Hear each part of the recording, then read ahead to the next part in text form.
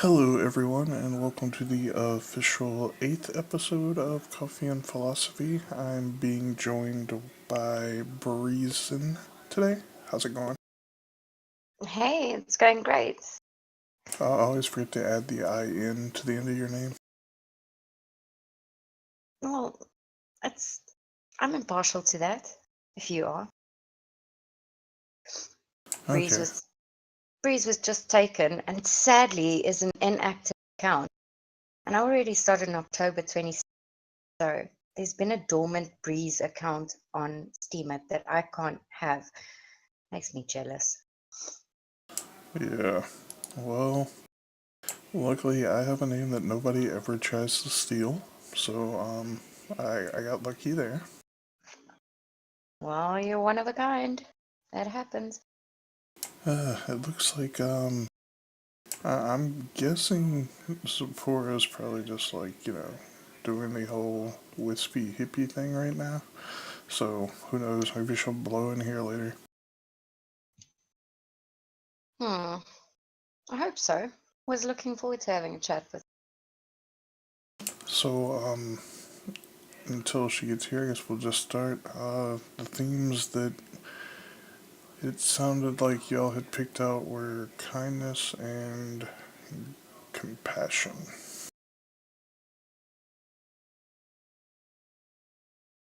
Kindness and compassion. Yeah. So I think definitely something the world needs a lot more. So what do those two things mean to you? What they mean to me.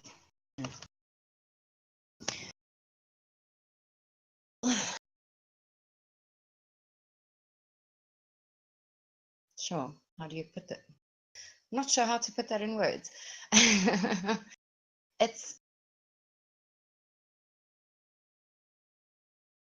it is something that a replacement, I think, for a lot of things gone wrong at this point in time in the world as we um and it shouldn't be a replacement. It should be the norm.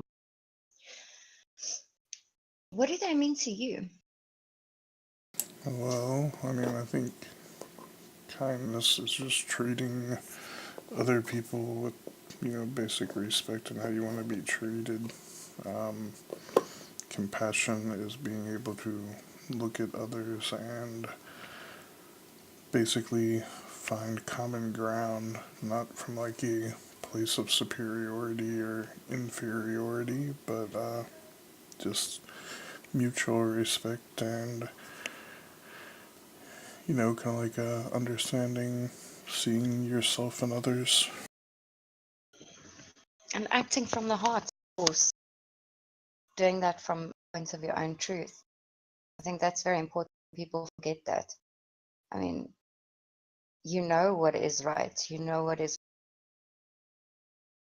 in yourself. If you can act from the truth, that's definitely a step. I have like zero idea what's going on in chat right now. Oh, it's a pantsless thing. Crimmy's there, so pants are flying. Oh, so basically, Krim shows up, everybody pulls their pants off, and we go off the rails. But don't worry, we got them on that one because I didn't have pants on. Yeah, Okay, we can do same. this. Yeah, Oh, good to know. Like, can you withdraw that hug, please? why? I think that I feel intimidated by naked hugs from you. That's how I hug everyone. It's past my compassionate point. Okay, well, healthy boundaries are important. Yep, that's what they said on the emotion boundary important. Also something about saying no and everything coming down to anger. Yeah, you know, me and Uni, it's kind of funny. It's like I feel like we have a similar Oh, we have like a similar focus, but we don't necessarily like see eye to eye on everything. And see, like, personally, like, I don't view anger as really like a long term healthy state of being. Now, I mean, I'm not trying to say like anger isn't important, but I think like everything it serves a purpose, and I, I try not to hold on to it. Like, I don't feel like there's, like really any benefit in dwelling in a negative space. I mean, anger helps us define our boundaries and everything, and it helps kind of like force you into a state of change when you need to change something. But it's like one of my favorite quotes is anger, holding on to anger is like drinking poison and expecting the other person to die. Yeah, I think that was one of the memes that I put up. And but at the end of the day, you get angry in a moment, and that moment passes. You hold on to that anger. You're living, and if you live in the past, you're not embracing the present moment, which is leading to the future that you are manifesting. Well, So, Breeze, it looks like Agrod wants to hear our philosophy of Wicked Game. well, we all know that that was a song that Chris Soundwaves, um, in their, that moment that they shared, it was based on that. Okay, I'm out, apparently, and in Yeah, and out. you cut out for a second there. That's the most action I've gotten. Yeah, Breeze was just giving us the old in and out. Okay, so, Wicked Game. Let's think about it, Agrod. What a wicked thing to do to make me dream of you. Like, I would, Definitely not a lot of love and compassion in that specific line. well, Plays well, over, doesn't it? well, I think if you look at that specific line and take what it's saying at face value, you're basically saying another person has control over your own uh, thoughts and feelings, right? Like, so if someone made you dream of them, then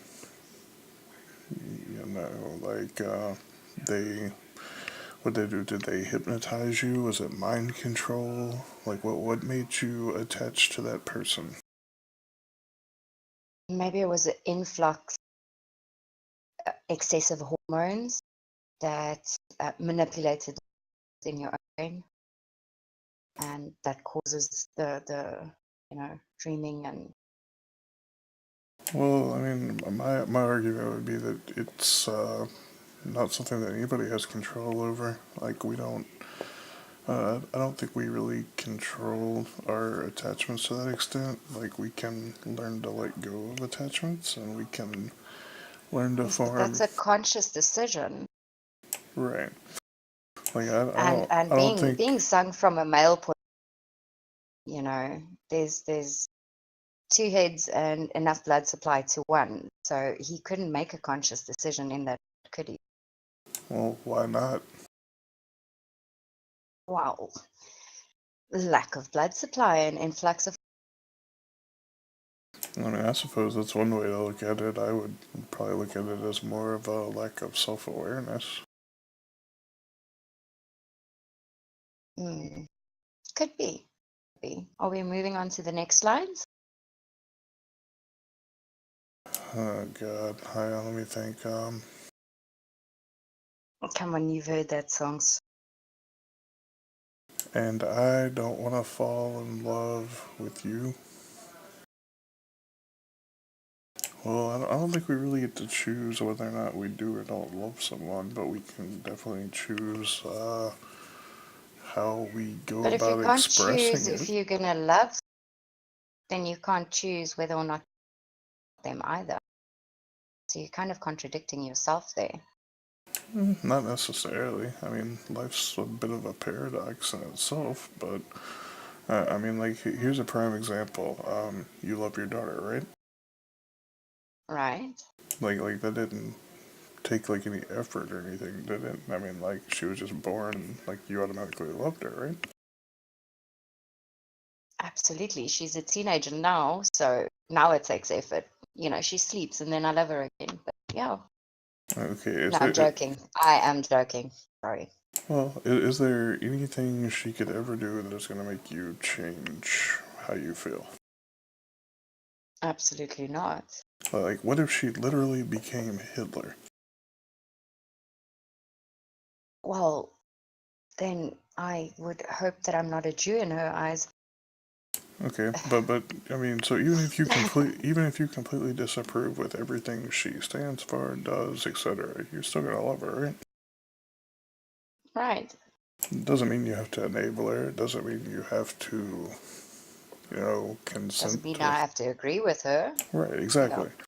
So, I mean, I don't really think it's that contradictory that you can love someone, be attracted to them, and have nothing to do with them. I mean, obviously, like, we're talking about different kinds of love now, but you know what I'm saying? Like, I don't think these things have to exist in a specific way. No, you were talking about controlling controlling whether or not you dream of someone and controlling whether or not you love someone. Oh, yeah, I mean, I don't think we That's have. where the contradiction came in. Right, I don't think you have any control over whether or not you dream about someone. Oh, okay, well, then there goes my point. No, I mean, like, I dream about people that I haven't talked to. Shout out to Fee, it's 11:11. No, like, I dream about people that I haven't talked to in years now, but, I can still have very vivid dreams, and it feels like I'm talking to them today, so it doesn't really go away. That's true.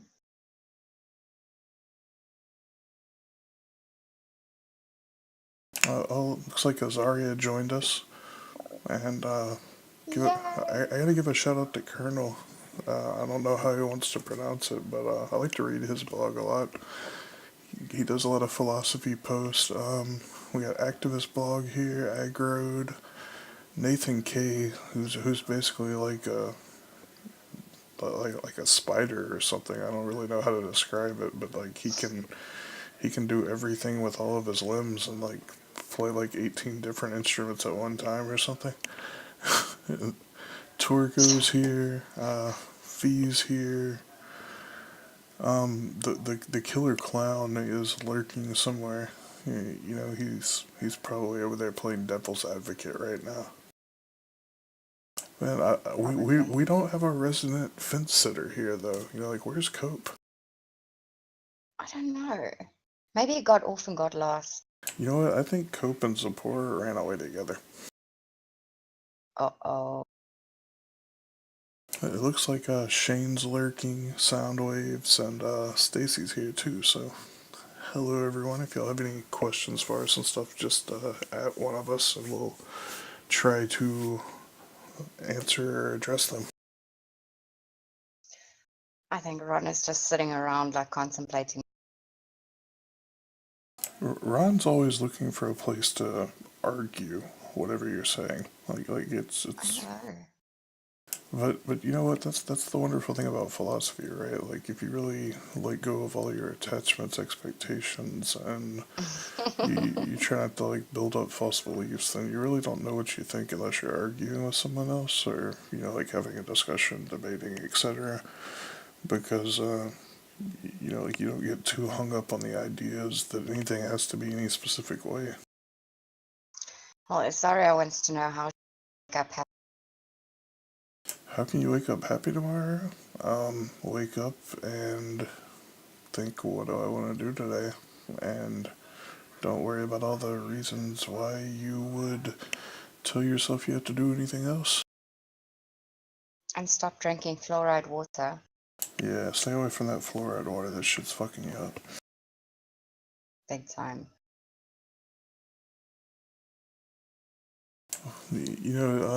It's funny. Like, do you know why they say fluoride's like really bad for you? Well, I mean, like, other than the obvious, like, it's toxic and it like, wrecks your body, but I mean, like,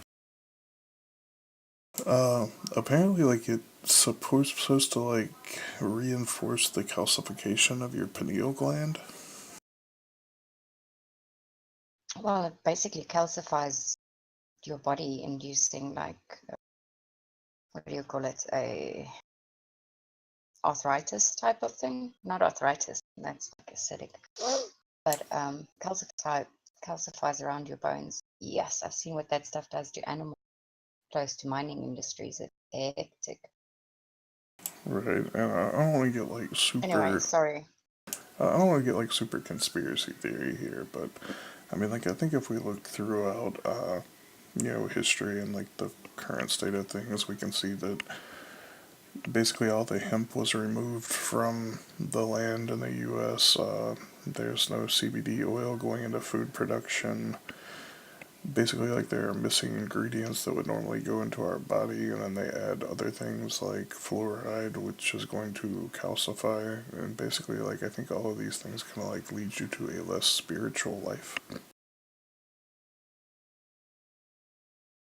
Yeah, I heard you talking about the whole THC the other day somewhere. Where was it? The whole what? No, you said about the hemp. Okay, Was it the, yeah. basically in the U.S., they wiped out hemp, and they did this whenever they, I guess, made marijuana illegal or whatever back in like the 1920s.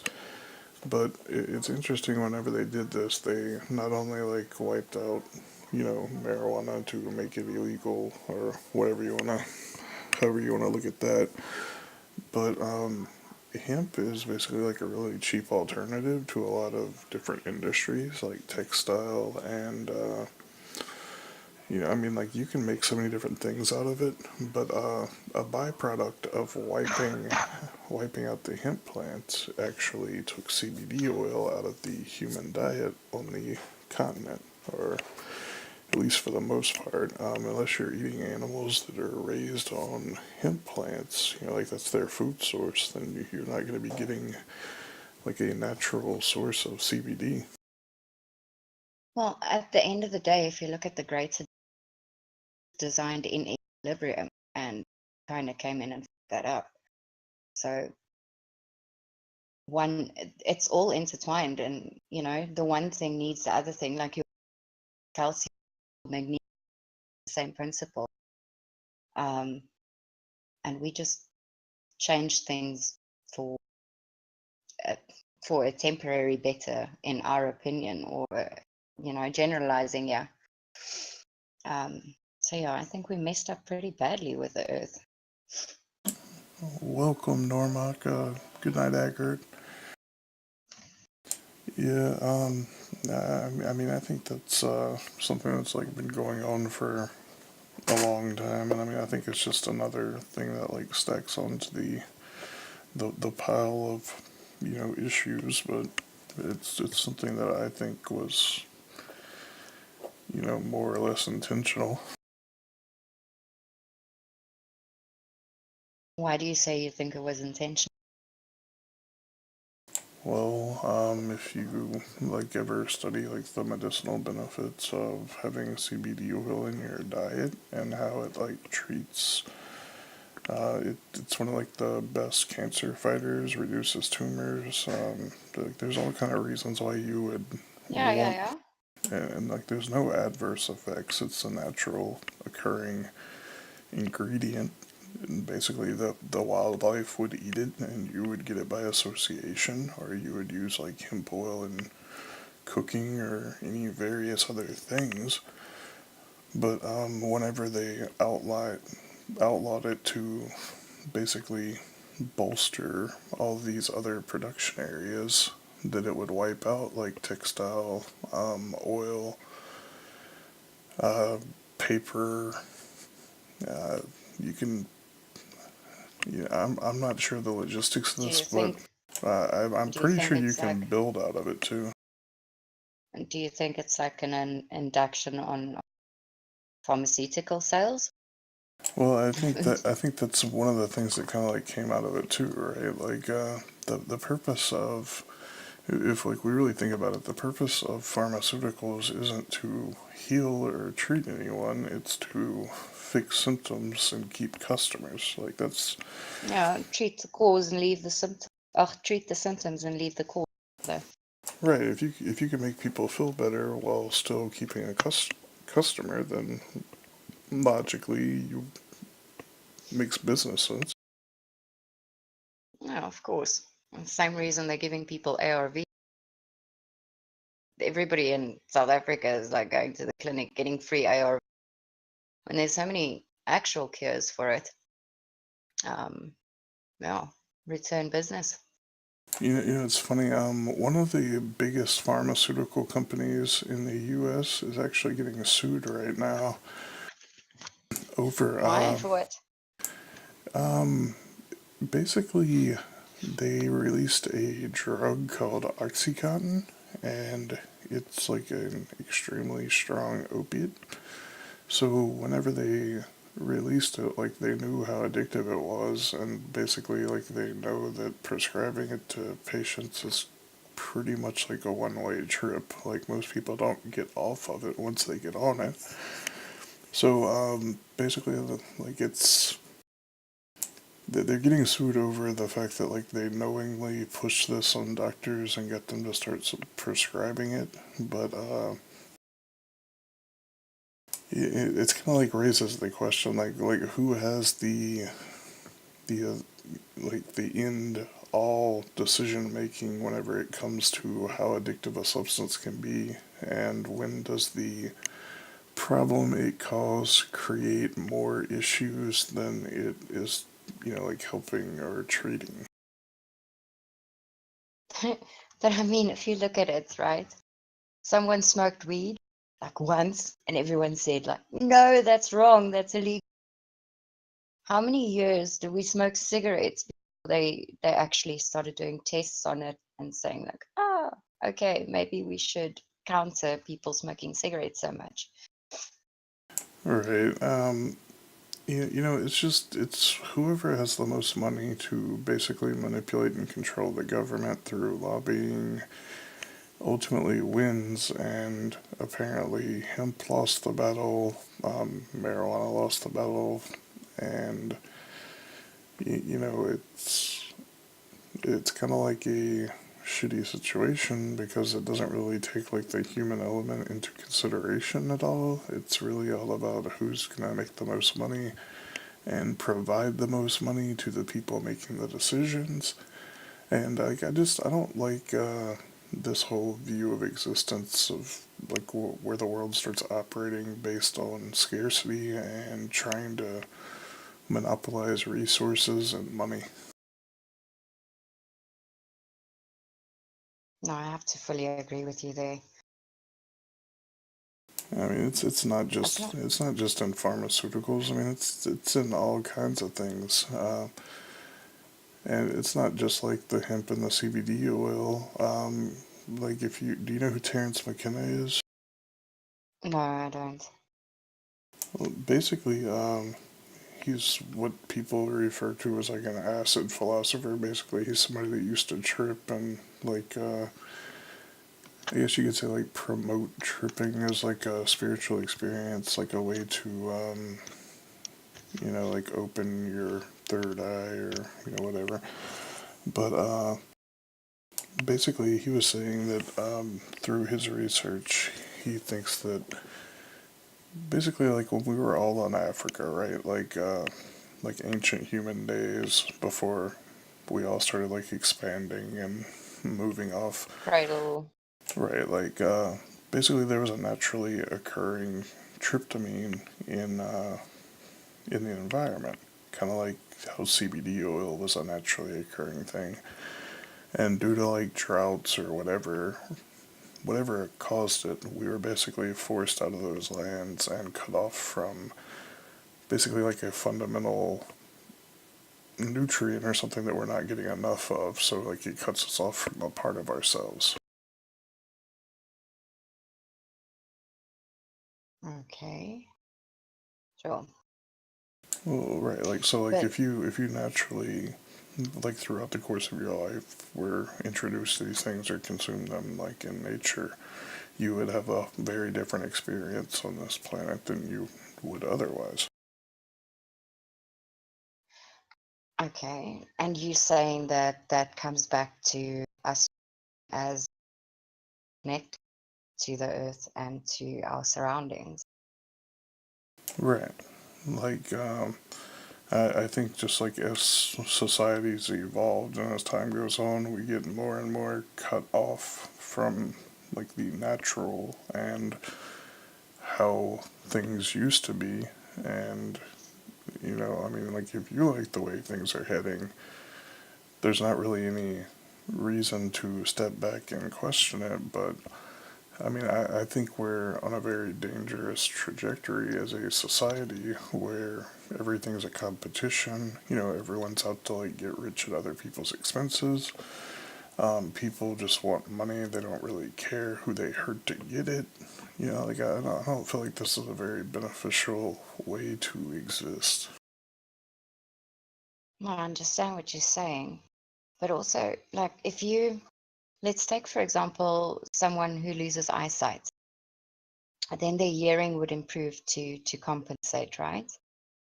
So if you take people and you give them technology, it kind of distracts from the other senses as well. So don't you think the distractions also plays in with the spiritual awareness? We're constantly bustling for time, technology, like lots of waves passing over us every day. That also has to play a big role on spiritual connection with Earth, with each other.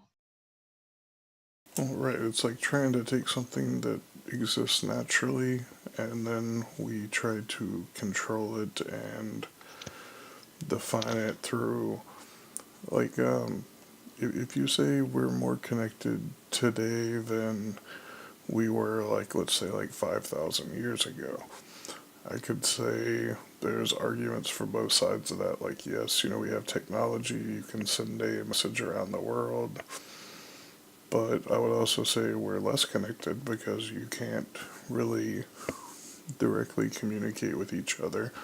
You can't you can't know like that message is going to be received in the exact way that you That's intend it. Like there's much less actual interaction and there's much more simulated so, interaction. yes, and it's like a placebo interaction, um, where we are filling a void of actual with with a different form of communication, and it's not quite balancing out in the same light that it should be.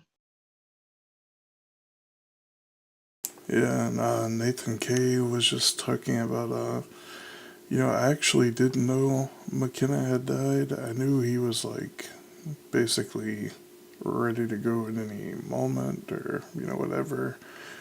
Uh, I didn't know it had actually like finally I guess happened. However you want to look at it.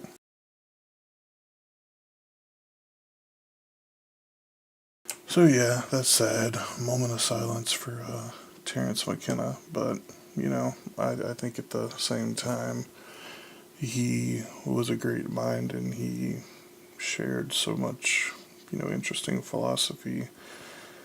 I don't think it's really necessarily like a sad thing when people go. I mean, like we can be sad and grieve for the loss, but at the same time, I think we should celebrate people for the lives that they did have, and like what we remember them by.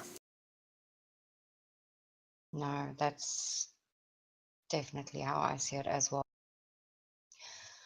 Um, Did he seriously die in 2000? Like, something I was reading recently made me think he was still alive up until a couple of months ago. Like, I'm not even joking. Like, that's wow. Like I know Watts has been gone for like a long time, and yeah, no, like I guess I'm just a little bit oblivious in that regard, but yeah, I more listen to like the lectures that they gave or the like the readings, like the lectures that they wrote down, things like that. I don't really look into them so much as like an actual person, like I would ever meet or anything like that.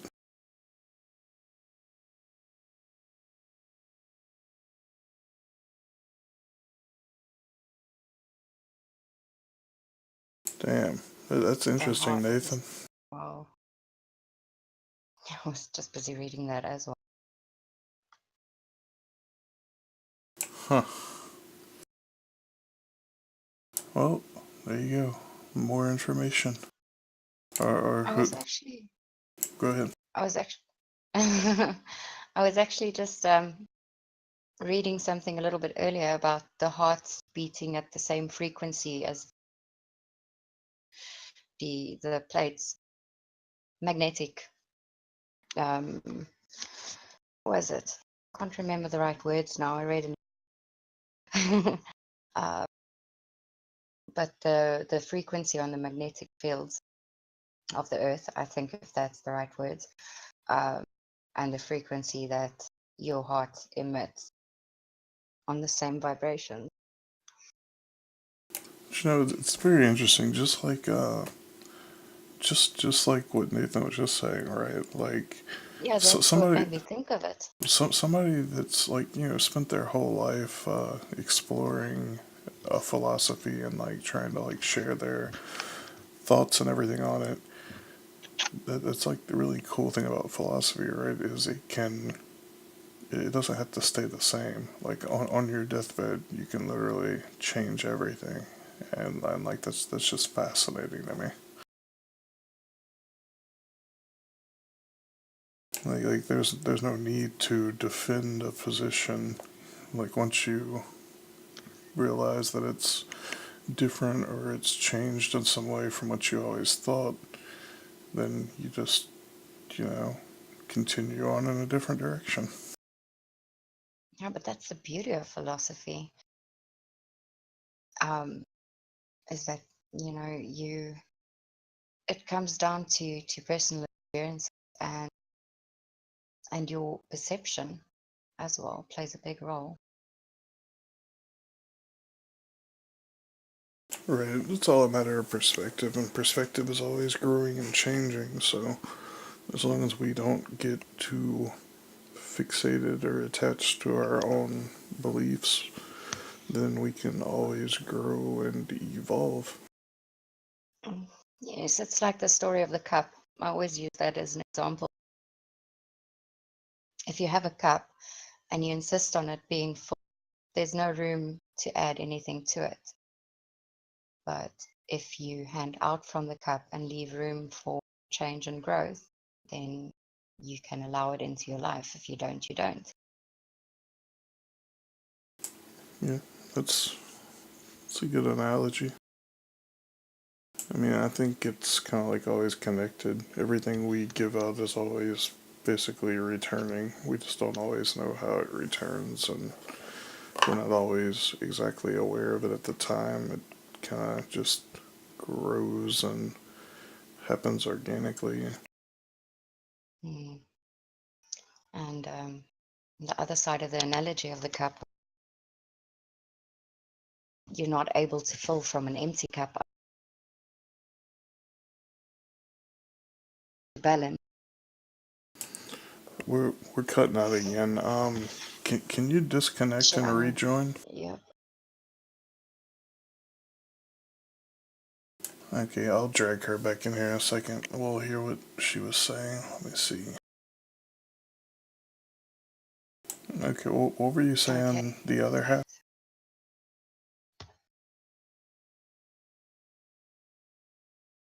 Hello. Hi. Can you Hey. hear me now? Yeah. Okay, good. Yeah, I was just saying, you can't fill from an empty cup. You need to make sure that you replenish yourself as well before you can give out. But I lost the train of thought completely. Yeah, and you know what? Like tying back into kindness and compassion, I think that's something that I felt was going to come up tonight. You know, like self care is very important. Like you can't just. I think one of the problems with kindness is like you know, we talked about it kind of like a little bit on one of the shows earlier about basically like people taking advantage of really kind people, etc. But at the same time, you know, like it's always up to us to be conscious and aware of ourselves. It's not really like somebody else's place to set our boundaries. So I feel like that there is being too kind and kind of like I view it like almost as like a form of self harm. You know, like Definitely. yeah, just like giving so much of yourself away that you have nothing left, and then you're just like left Mm. feeling empty at the end of the day. Yes. The way that I was raised was, look, Afrikaners have a lot of good points, but they've got a certain set of indoctrinated upbringing, if I can put it that way. And I was raised, you know, a woman's place is to make sure that everyone else is happy first and everything that goes with that. And you follow it through up to the point where you realize that you are depleting yourself. And I reached that point quite a few years ago. And because of the upbringing, you are made to believe that looking out for yourself first is selfish and bad. And you feel guilty for taking time out. You feel guilty. That is what you are left feeling. And yet, at the same time, if you don't do it, like I said, you cannot fill from an empty cup. You need to replenish yourself in order to be able to give the best part of yourself. But that just comes back down to nature and nurture, I suppose. Yeah, that makes sense. Are we still cutting out or anything, guys? Because we can move into the channel if we need to. Anybody? Fifi? Felicious is going to tell us now. Call Delicious. Fifi and philosophy. No, we're good. Okay. So, yeah, I guess at this point I'm gonna go ahead and say I don't think Zipporah's coming. So we can move into any topic we want to really. I don't I don't really get too attached to the topics in general. I try not to get too attached to who I think the guests are going to be either, if you haven't figured that out yet. I'm pretty. Yeah, seeing that I'm never here, ever. I mean, like, I just kind of like go with the flow. Like, if somebody wants to come on, they come on and we talk about whatever. Sound waves. We're always pimping each other's asses. It's fun. Yeah, I think, I don't think I need like any kind of copyright thing or whatever to play that. Ron, do you want to sign off on that?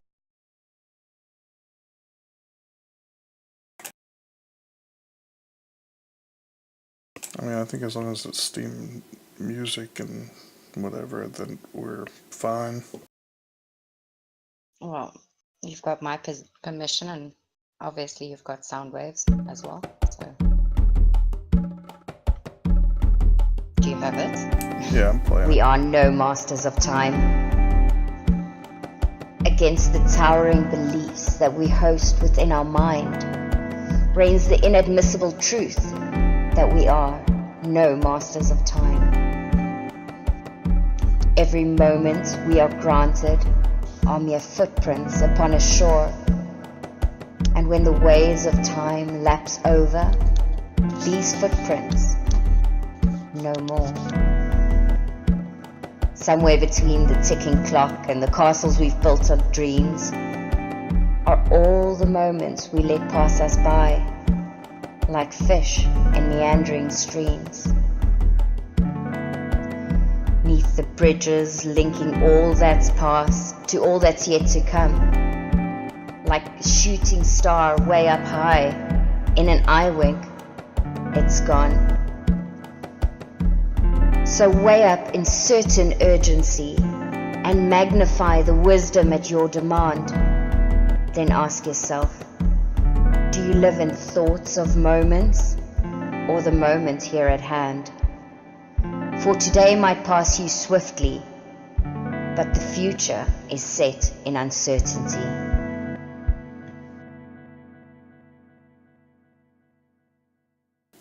Yeah, it was definitely a nice piece. I had listened to it earlier. Thank you so much. You know, it's funny that y'all were working on a time collab. Earlier this week, I wrote about time. Let me see if I can find it.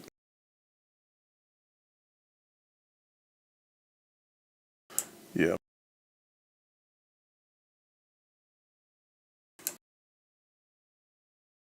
So, like, from my perspective, oh shit, let me,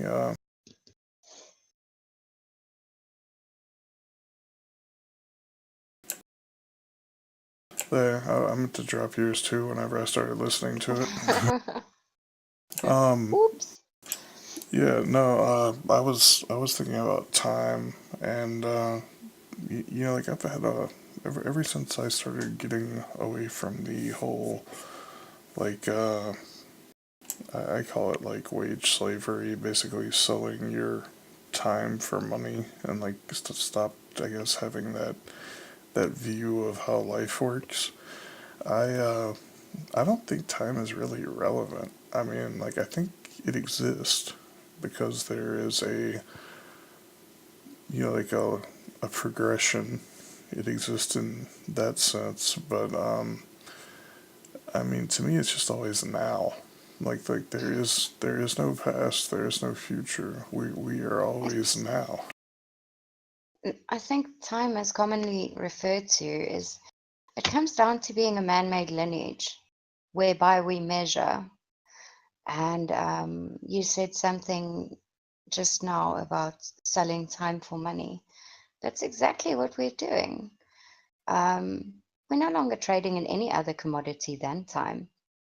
We're changing time for little government IOU papers. We're changing time for, we're changing our time to get the means to have more time to make up for lost time. And like you said, it is very irrelevant. I don't, time as a concept, yes, like you said, progression, everything that goes with that. But time as a factor or as an actuality, I don't know. I'm struggling with words today. That is definitely not something that we should be binding ourselves by or confining ourselves to. Well, right, and I mean, I feel like time is an aspect of scarcity mindset in the sense that we're focused on how much of it we have or how much of it we have left, you know, like etc. But Yeah, if but you're, if worrying about how much you have left is such a big issue, why is so many people living in the past? If you live in the future, you're going to get anxious. If you live in the past, you're going to get depressed. You know, let's just label upon label and create more stereotypical boxes while we're at it. There's, I think, the measurements that we use to base our accomplishments on, or what's the right word, just works to our own detriment at the end of the day. well, I mean, I think it's ultimately about, you know, like acceptance and surrender to some extent. Well, you can't really ever be focused on the past in the sense that it's already gone, like it's already happened. You can be hung up on things that happened and like not being at peace with them. But you know, like at the end of the day, can you ever go back in time and change something you did and make it occur differently? I don't think so. And I think like the biggest part of reaching that point of being at peace with yourself and like surrender is, you know, like acceptance of that fact. And if you can accept the things that you can't change and just use them as like a basis of, you know, like awareness in the moment, like I'm aware that something I did hurt someone, so I'm not going to do that again, as opposed to you know, like I spend all my time thinking about like that one relationship or something that like I didn't do right, or that time like I stole something from someone, or you know, like a death that I wasn't ready for. Like if I spend all my time dwelling on that, I'm basically not existing now. Now, obviously, we're always existing now, but it's kind of like living in your own head, and it works the same way with the future. Like if you're always worried about what's going to happen next, or you're always trying to like ensure that you have some kind of control in the future, then you start justifying doing things you don't want to do for like the illusion that you're gonna be able to do them in the future. But there's always only now. So what's the point of not just doing what you want to do now? But what would you say the reason is that people don't let go of that? Because I think that comes down to self-forgiveness. People tend to forgive others a lot faster than they forgive themselves. And I see these things like something would happen, and that would be that negative thing or whatever. It doesn't need to be perceived as a negative thing, because it's a life lesson at the end of the day. And once you've learned your lesson, only then can you move on.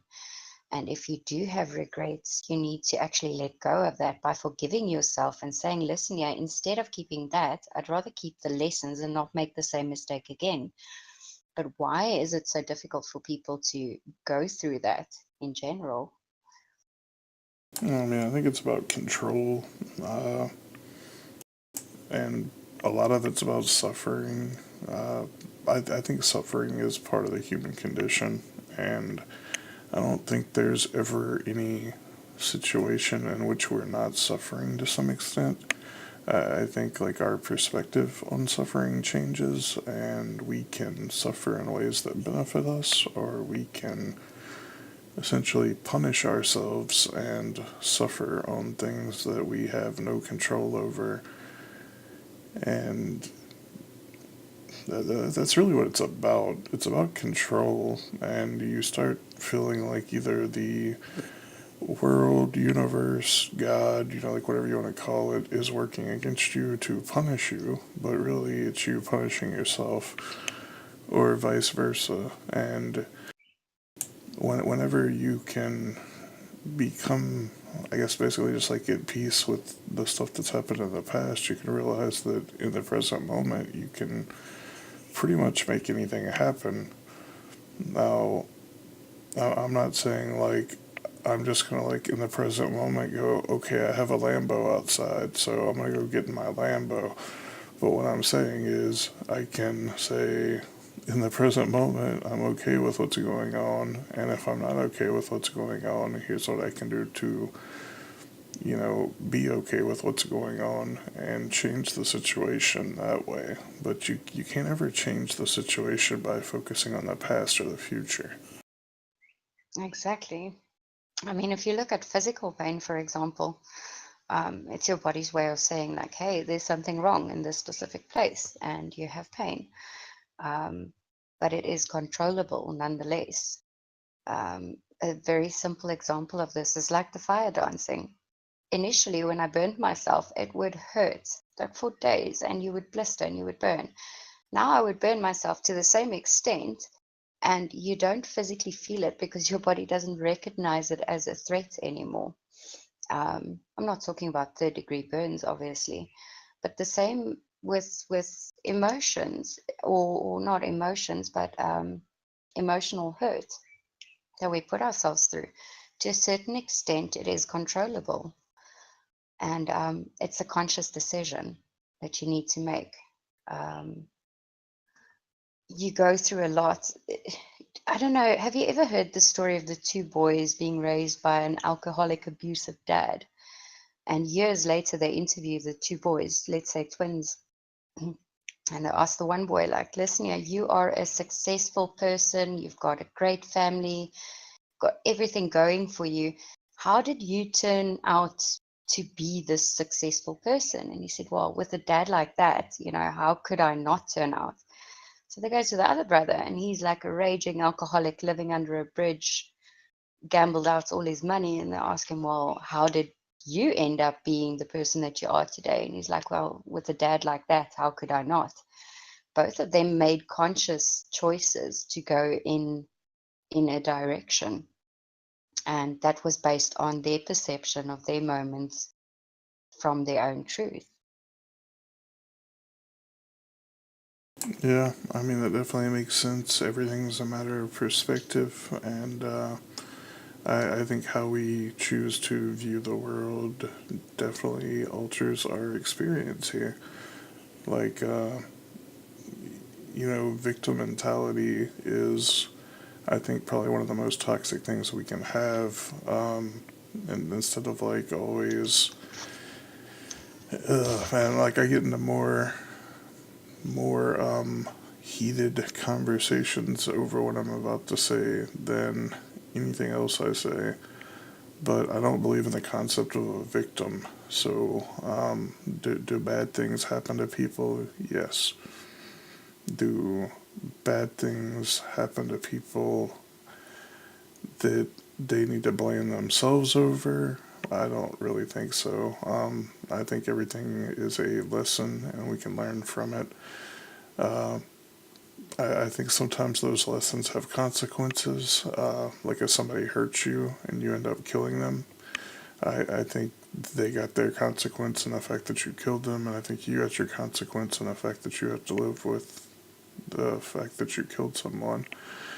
Like if we want to get to like the extreme of it, but I think like victim mentality is a horrible way to go through our lives, and it's always looking for a place to put blame. So, like if we can all just accept that sometimes shit happens and it's not really anything anybody intended, to go that way, or we can try to not. Is children getting molested? Are they victims? Yeah, I'm sure they are.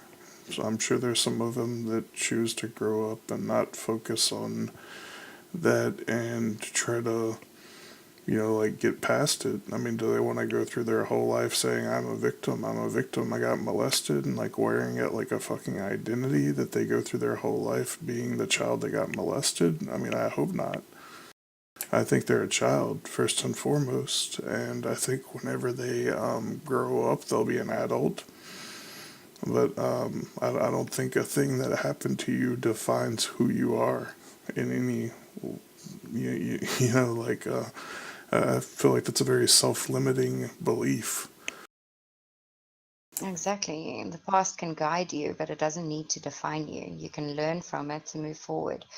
Being a victim, yes. Carrying on as a victim for the rest of their life, that is a choice that they get to make. They don't need to be confined to being a victim. If they are living in that past moment, they won't be able to move forward from it.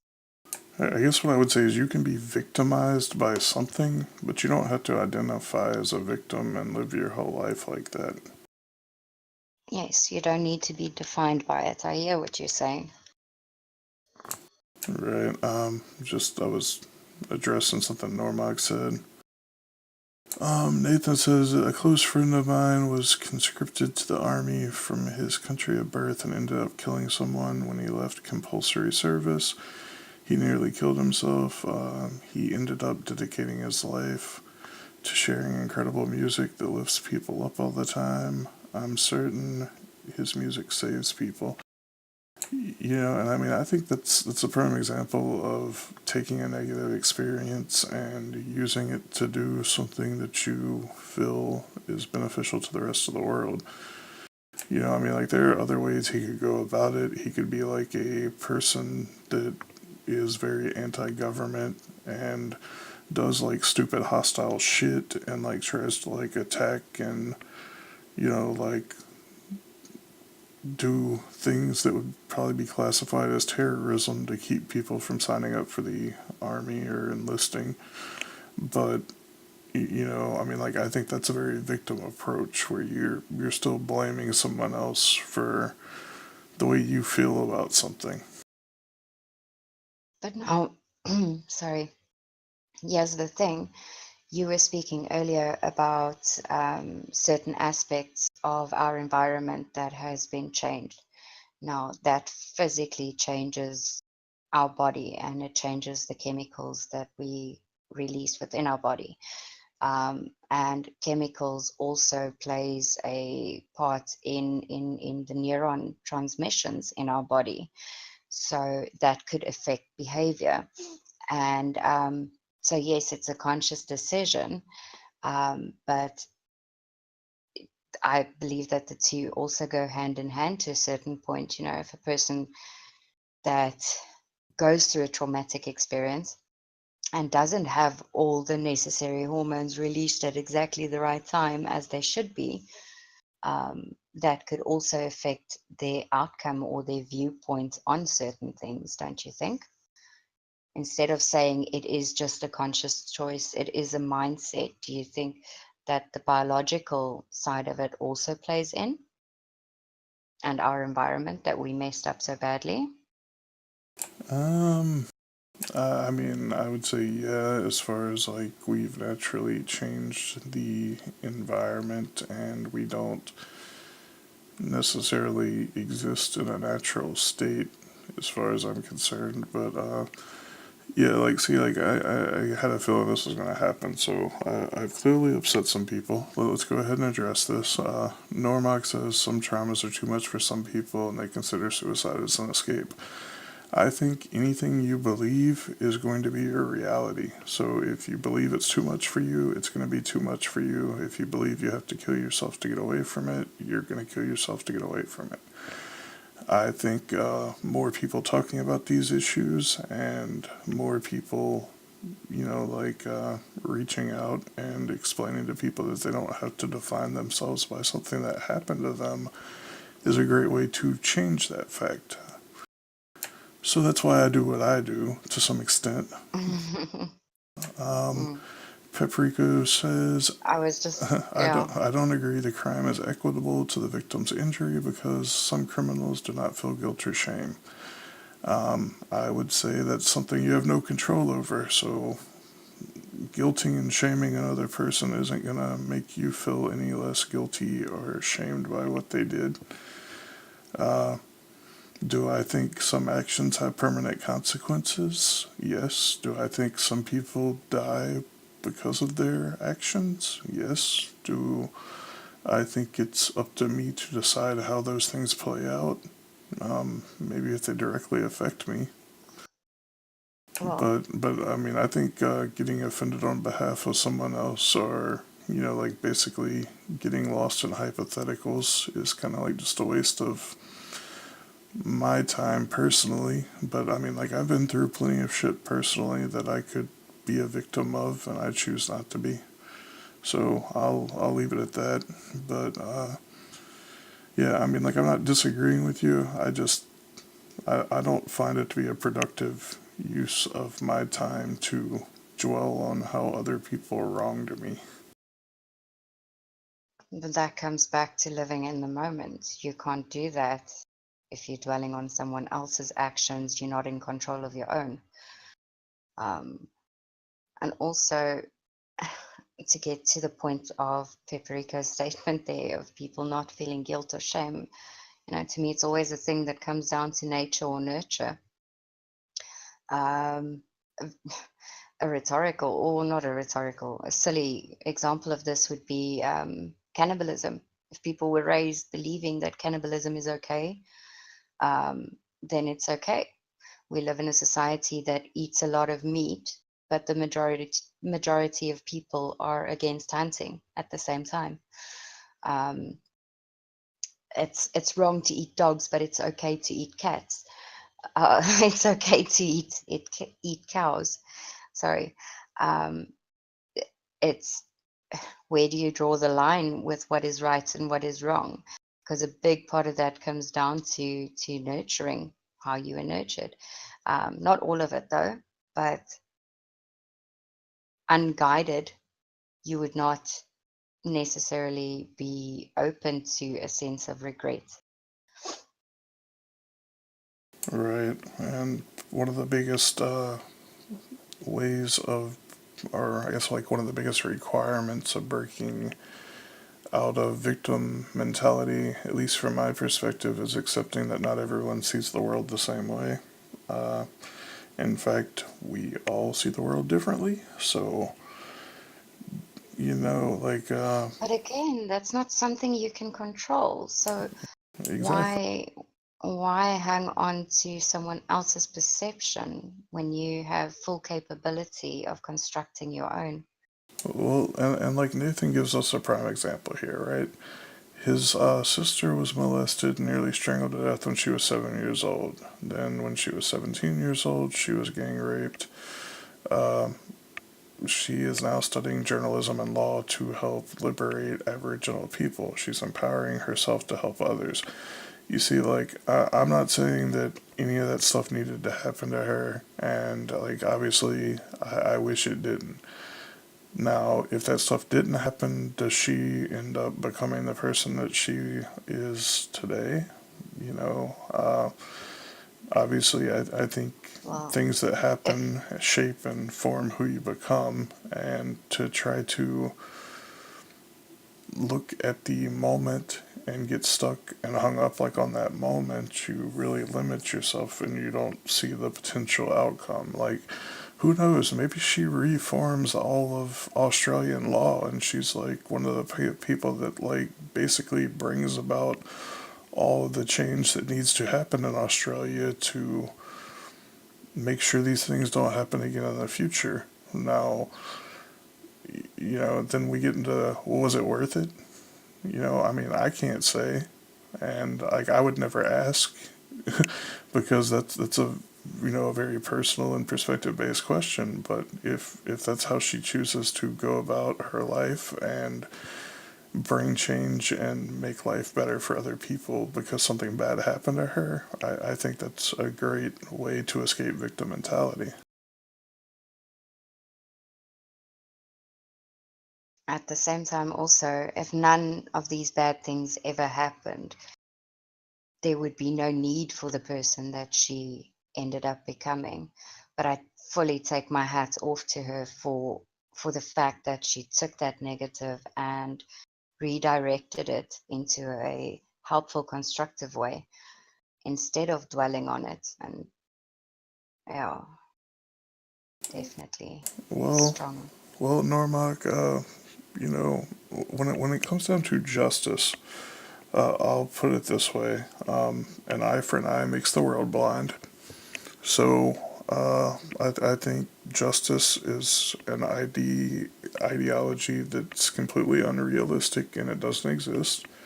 I think justice and wanting justice comes from victim mentality, and I personally think justice is like the biggest illusion of all. Like it's kind of like how they sell you on the whole system of laws and all the other bullshit to control people. There's According to the justice system, it's illegal to kill people, but people still get killed every day. It's illegal to rape people. People still get raped every day. Where's the justice in that? We have a law that says you can't do it. So does having that law somehow prevent it from happening? Nope. Don't you think it curbs it to a certain extent? I mean, I think it keeps some people in line, but I think laws are for law-abiding citizens. I don't think it has anything to do with criminals. Criminals don't follow the law anyway, so what's the point? But it creates, I think a lot more people would, if they didn't have that set boundaries, which should be actually instilled from from raise from when you're a young child. But if there was no clear set boundaries on what is right and what is wrong, more people would more likely, because there's no fear. I don't know. No, wait, I lost the plot there. But if Well, you, there is no clear cut what is right and what is wrong. Like the only thing you well, have is like an fucking illusion. raping is wrong, dude. You know Yeah, that. I know that. I don't disagree with you, but Right? Cannibalism. I I also see cannibalism as wrong. I do Okay, but if too. I'm being raised in a place where everybody eats everybody and this is just how it works, it's going to be okay.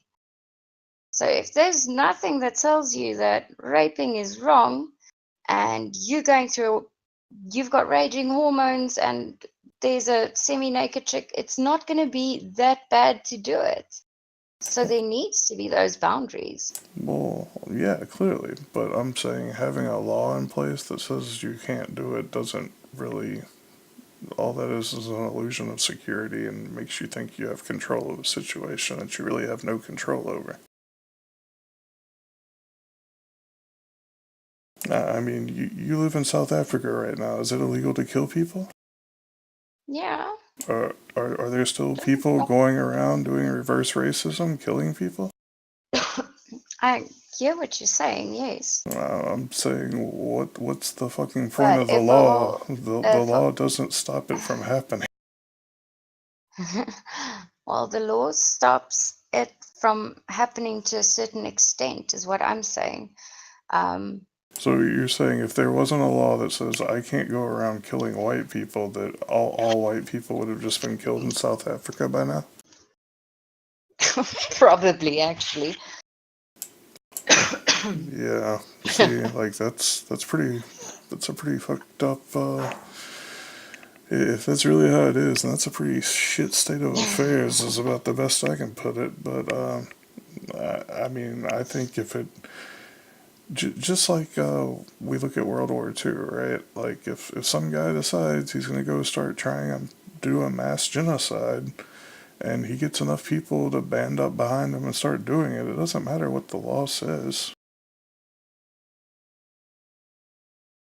I'm saying like But law. the law is basically based It's based on on the popular opinion. consent on consent of the general public. If you can, Oh, the majority believes it's wrong to rape. So let's I just put call it out complete there. bullshit. I call complete bullshit right there. The law is not based on what the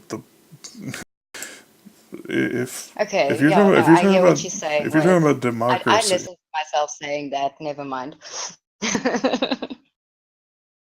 I think herd mentality is a very big factor, and if you can manipulate people's emotions, you can make them pass laws into place that basically do nothing but control things to whatever extent or benefit the person creating the law wants.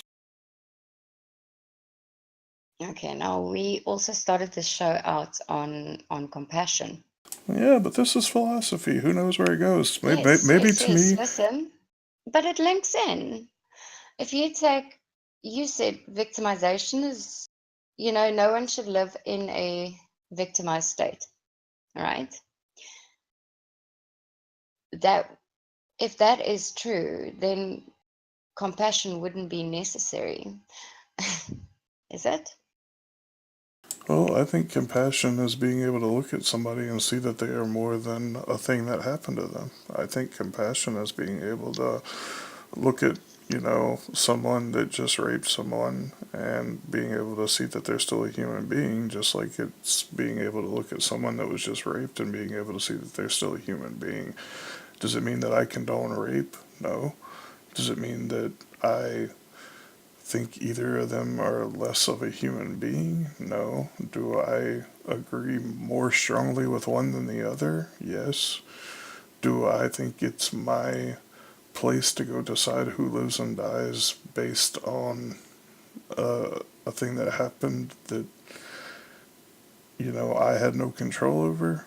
I don't. And I think that's where the whole justice thing comes in. And trying to pursue justice is just a never ending cycle of more and more violence. Okay, so just one question. If you took, let's say, the rape law away, okay, now it's not illegal anymore to rape, meaning that even though it is a veil, a screening veil, or a whatever you want to call it, if that rule gets taken away and all of a sudden it is okay to rape with no repercussions, do you seriously think less people are going to do it?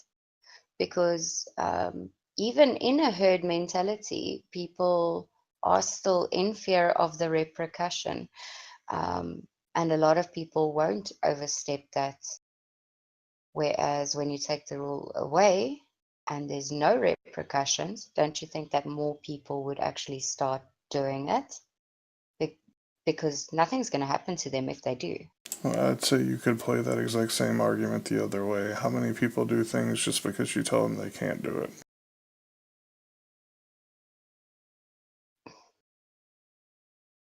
Like, I think hey, it plays a bit more. you can't go and kill rhinos and cut off their horns.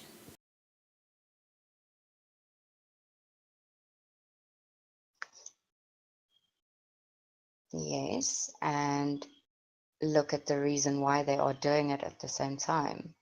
I don't Like, think you can. I'm not Let's measure arguing. apples with apples.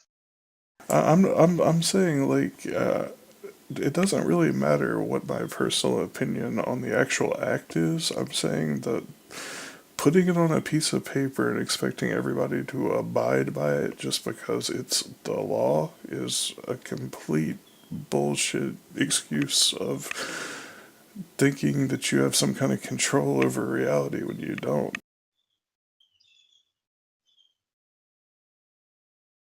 Like, you can't drunk drive, right? So, how many people still get killed by drunk drivers? Like, do I think if a drunk driver survives a wreck where they kill another person that I should go vigilante justice and kill them? I mean, I can't say yes or no to that. I mean, I guess it depends on who they hit and kill. Like, if they killed one of my family members drunk driving and I was, upset enough about it at the time, maybe that's how I would react. Humans are also, we're creatures of habit, right? And we're also very self-involved at some time. When you drink, for example, you're only considering yourself in that moment. You don't think about the other car that you're going to hit. You're going to think, my safety, nah, I can do it. When it comes down to something like rape, you are directly fucking up someone else's life. You're doing that by drunk driving as well, but you don't see it. You don't see the bigger picture. I think it's two completely different mindsets. Yeah, I mean, it's Um, just shades of gray. so let's talk about rape in specific, dropping the law on rape. Do you think more or less people will end up doing it? I think if you're the kind of person that goes around raping people, you don't really care what a law says about it. Yes. So And I think there those would, people are going to do it anyway, right? right, I mean, But now you're I going to would have a lot say, of other people also doing it because there is not going to be any repercussions. if the only reason a person doesn't rape someone else is because they think they might get caught,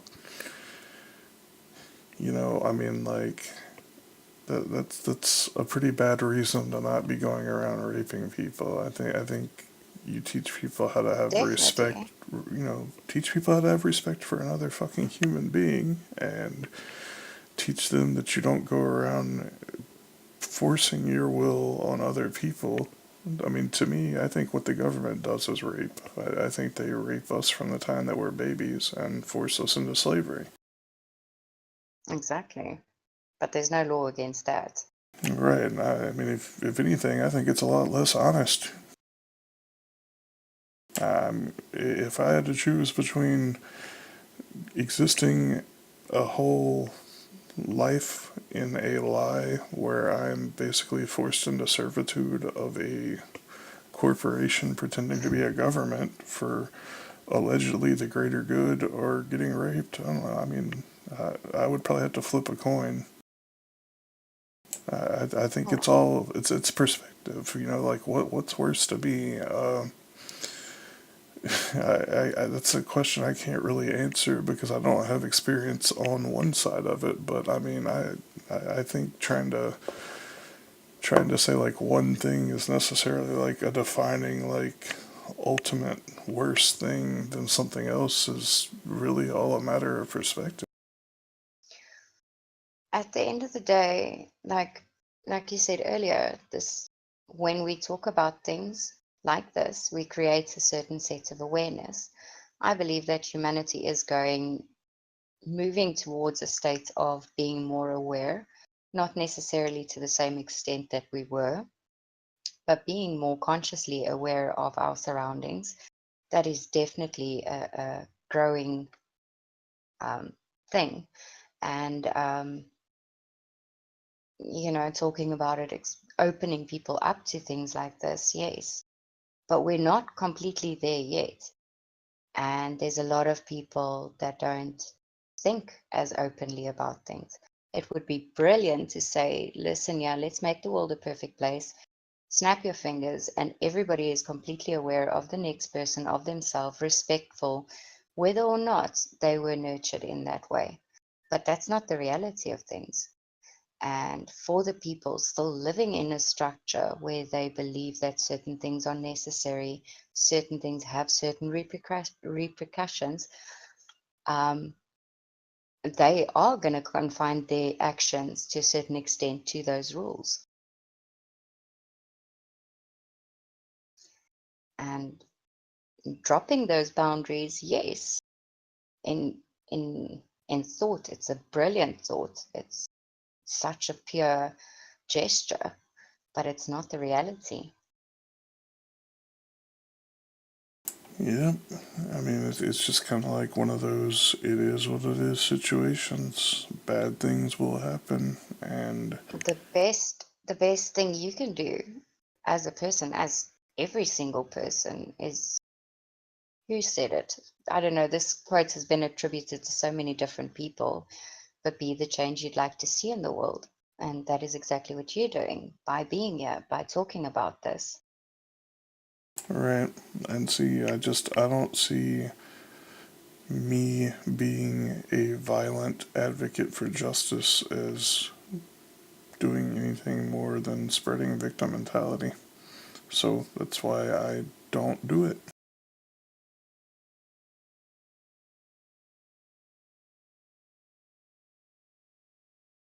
And let's see, touch back in with the audience here. Uh, I think Nathan K is obviously very wise here. When bad things happen, you have to be able to have compassion for both sides. Like, you can't just have compassion for one side. And I think this is where this ties in with compassion and kindness because I really feel like some people, when they start looking for justice, in their mind, it is a kindness to ultimately kill someone if they think that they are a threat to more people to leave them alive. Can I say they're wrong? No. But from my perspective, violence isn't kind. And I really I feel like that's where victim mentality leads is violence every time. It's always trying to do something back to someone for something that they did to you. And I think it's just a vicious cycle. Heperico says, we can't teach kids to read. Um, what's more important, teaching kids to obey laws, teaching them to communicate, or teaching them to think? I would say I don't think you can teach anyone anything that they aren't wanting or trying to learn for themselves. So to me, it kind of like falls into the realm of irrelevant. I think we can try to teach them these things. We can try to teach them to think. We can try to teach them to obey laws. Ultimately, they're responsible for themselves, and while we can do our best to shape and guide, we can't ultimately make those decisions when it comes down to it. Like, we don't teach people to go out and rape and kill people, but they still do it. Would you still have the same compassion if you had a daughter that was raped? Like I said, I can't see that, and I don't claim to be beyond. No, I'm just I, asking rhetorically. I would try. I would do my best to be compassionate to both sides, but I'm pretty sure I would predominantly side with my daughter if it came down to it.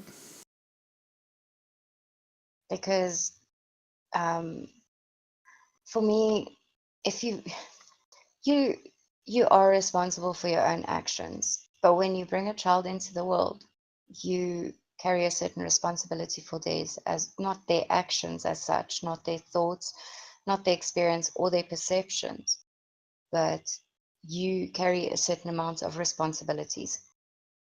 You carry, you know what, if you didn't tell them or teach them or show them or open them to the idea of, if you stick your finger in the plug, you will get burned or you will electrocute. You cannot, that's not something that you can just leave and not tell them, and they'll be okay if I don't tell them this, or they'll be okay, if they electrocute themselves. It's not something that you can risk. Personally, if my daughter had to get raped, I would not be able to carry that compassion.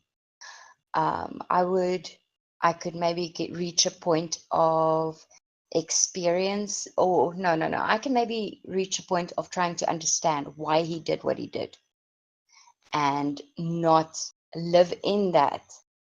But can I say, oh, let him go, it's okay because I'm not responsible for his actions? And where do you draw that line? It's okay if he goes and rapes another person, because we can't control his actions, only he can. Because then we're not controlling our own actions, because we can act in a way to prevent it. Right, but where do you draw that line, right? Like, Exactly. That's what I'm asking you. I think that's something we all have to figure out for ourselves. I mean, obviously, you can't force everyone into isolation so that they never interact with another person. Everybody has a unique upbringing. Even if you raise your daughter to be very aware that, not everyone in the world has great intentions. People out there will harm you. Would you blame her for, something bad happening? Would you blame yourself for not making her aware enough? Or, I mean, like, you can look at it from so many different ways, and I just feel like whenever you get into the mindset of blaming, it never leads to anywhere productive. Like, it's really about acceptance, and if we can't accept that something happened, then we're always going to be trying to change it. But you can't change anything that's already happened because it's in the past. Now, could you lock that person in a cell? Yeah, but what is that really solving? Like, locking somebody in a cell is just making them everyone else's burden. We have to pay taxes and support it. Personally, I guess I would, if I had to, lean more on the side of vigilante justice in that case, but I hear you. I can't say that's right. Nathan is putting another interesting one up here. He's just brilliant today. Father sat down to have a meal with his son's murderer. When he asked why, he answered, because I don't want any of my other children to be murdered. Hmm. It's definitely an interesting thought.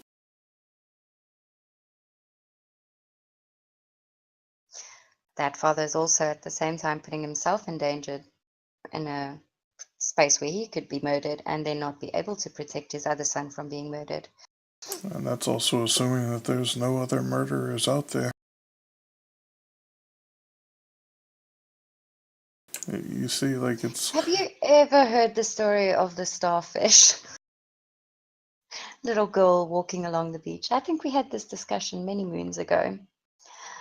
Little girl walking along the beach, hundreds and thousands of starfish just beached out. And as she's walking, she's chucking them back in. So a marine biologist that's studying the epidemic comes to her and he says, well, just, there's hundreds and thousands. You're throwing one back. How is that going to make a difference? And she said, well, it's going to make a difference to this one. And she throws it back.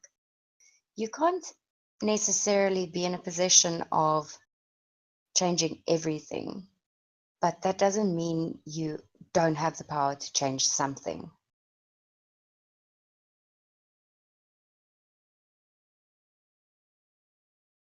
Yeah. I can So tell you one thing that's 100% possible to change is how we feel about things. that is a given, definitely, and I agree with you on that.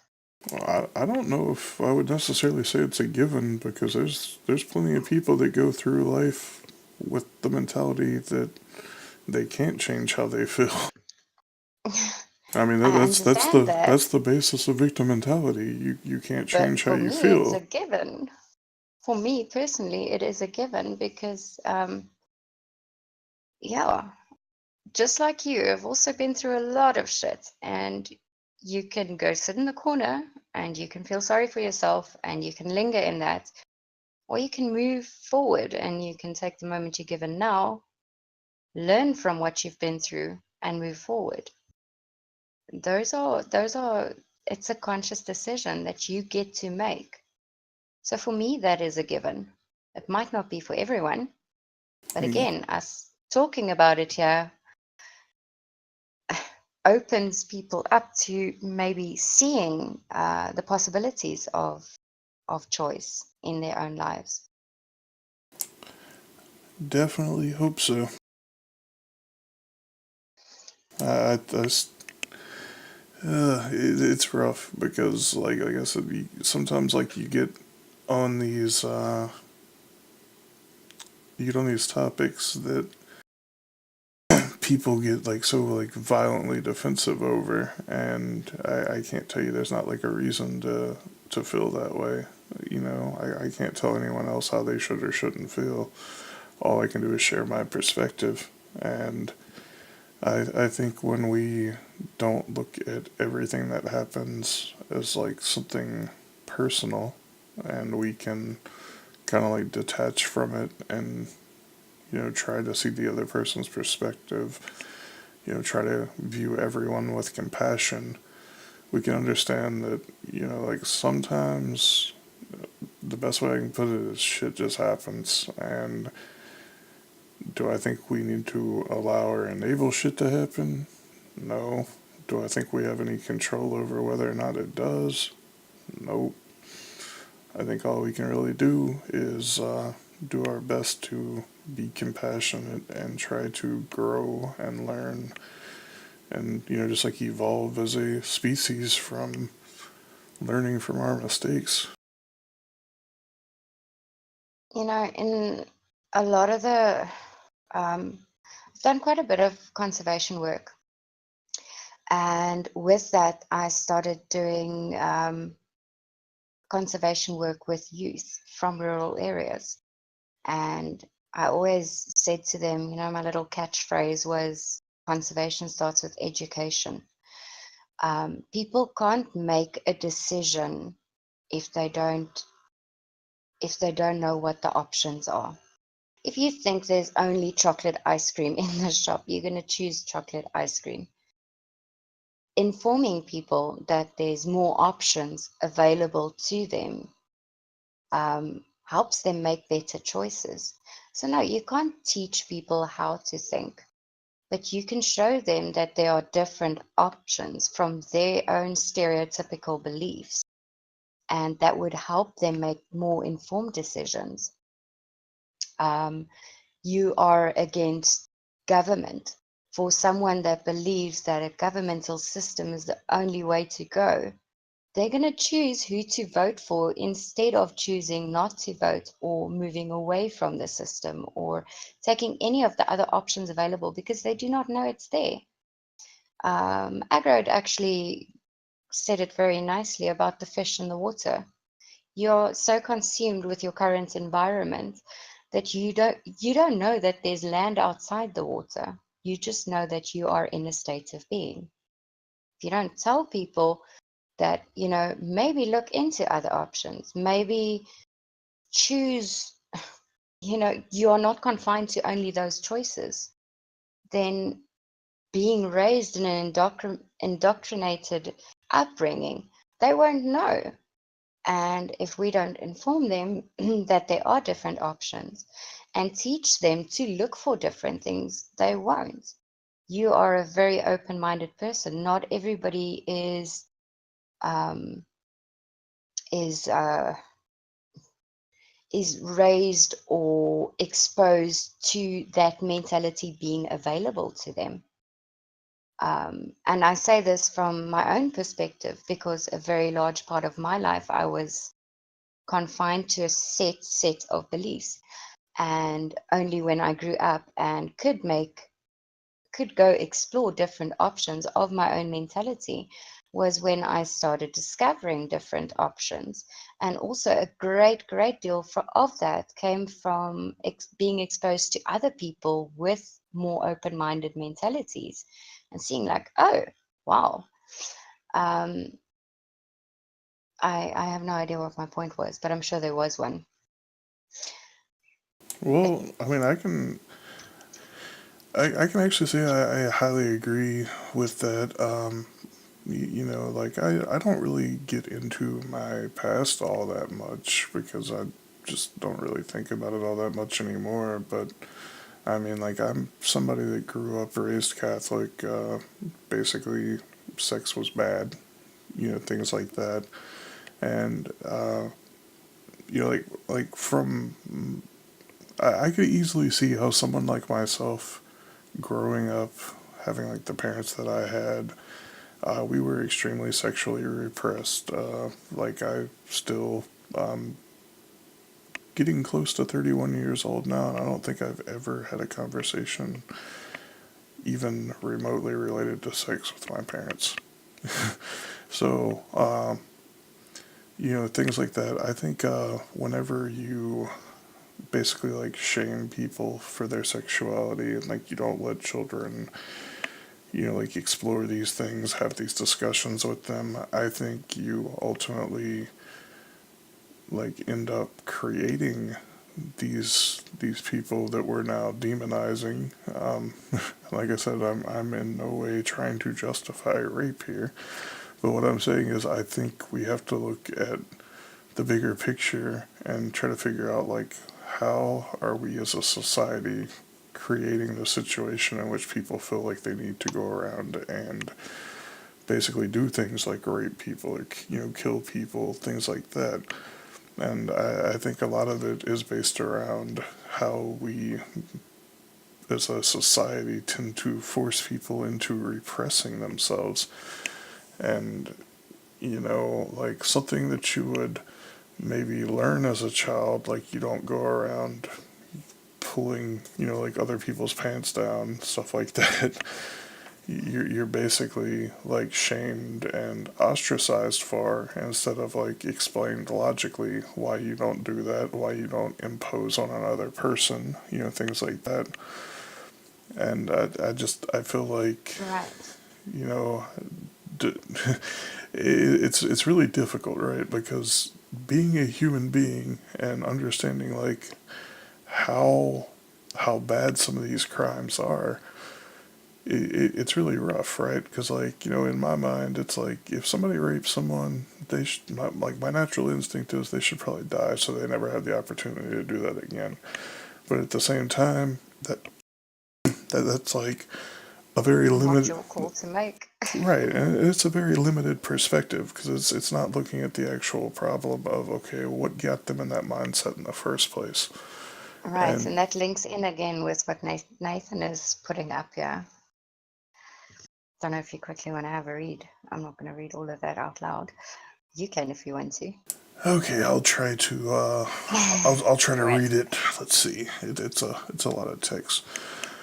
So I'm coming from an experimental perspective, not theoretical. I felt anger and outrage at the man that molested and tried to kill my little sister, but that anger ate away at me inside. Anger like this causes the person who feels it pain, not the apparent perpetrator.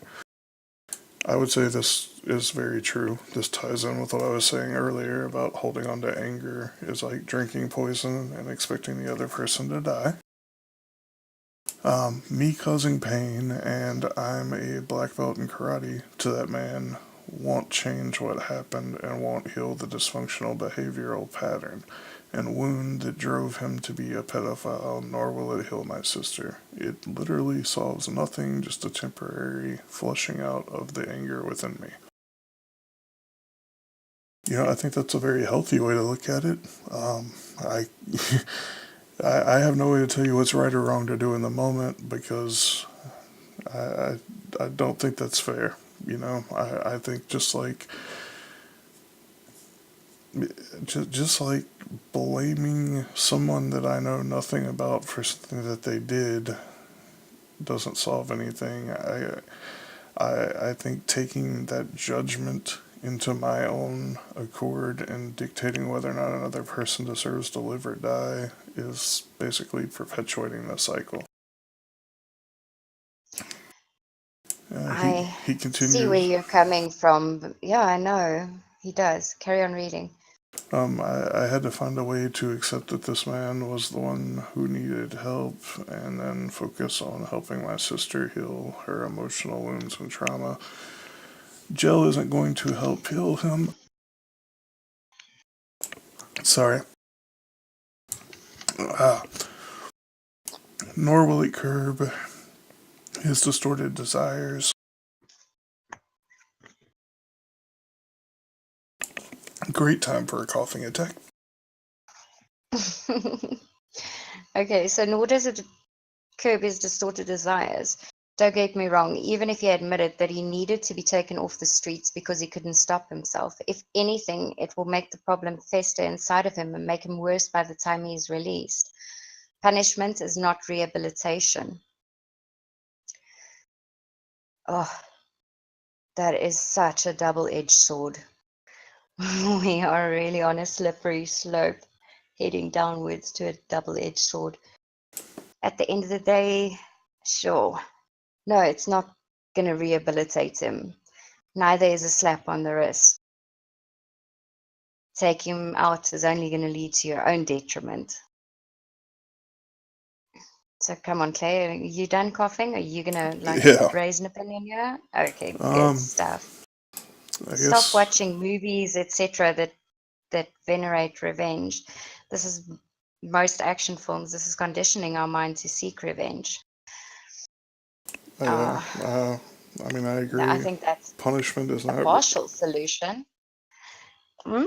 Punishment is not rehabilitation.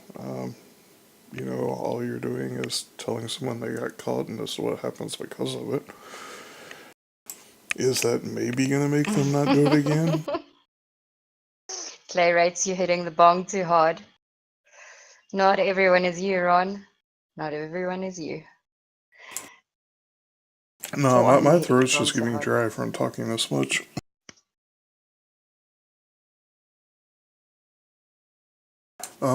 Yeah, no, I mean, punishment is not rehabilitation, so what is rehabilitation? I think that would be, you know,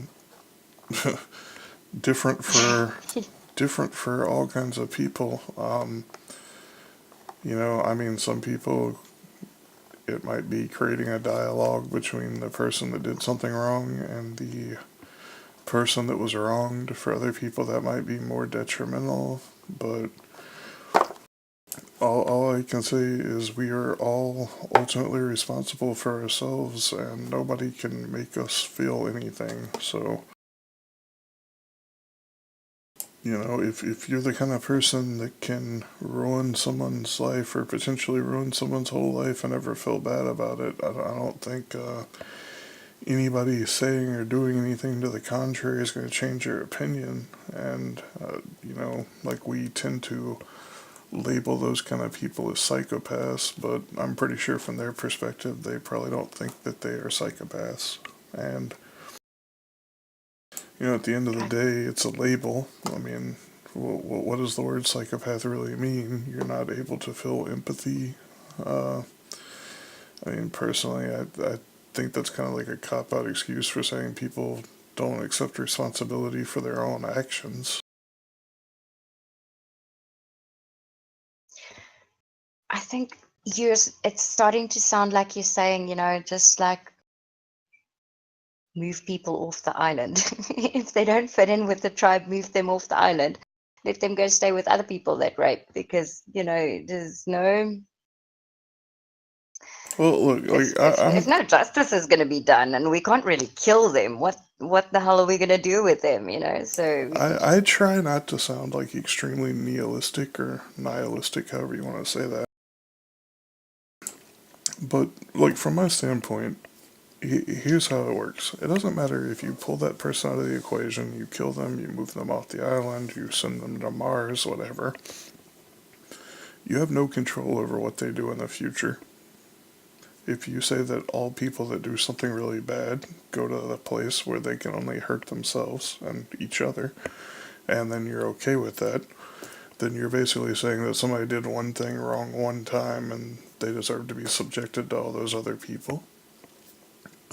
The other alternative, okay, let's take it. basically what I'm Yeah, but trying to that's tell where the you, guidelines comes in.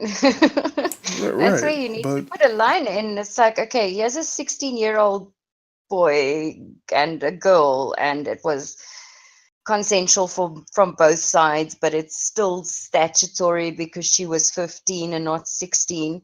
And here's a guy who's a serial rapist. That's where the defined guidelines, that's um, law or whatever, comes in to say, like, listen here. And I know it's something that everybody should be consciously aware of. It's for us, just as that certain things are food and certain things are not, that um, other people don't.